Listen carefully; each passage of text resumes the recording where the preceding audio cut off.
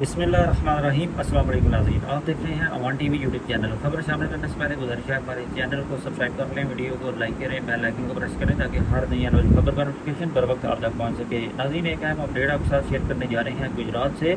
TPO Gujarat की नशिस्त काफ़ी अरसा से जो कि खाली थी और इस नशिस्त पर SP रियाज नाज जो है कायम मकाम TPO गुजरात के तौर पर अपने फ़राइज़ सर अंजाम दे रहे थे।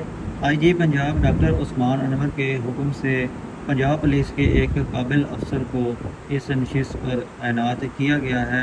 इससे पहले डॉक्टर मुस्तनसर अता बाजवा जो कि 30 जून 2025 को मुलाजमत से जो कि रिटायर हुए, इसके बाद जो है ये सीट जो कि खाली थी।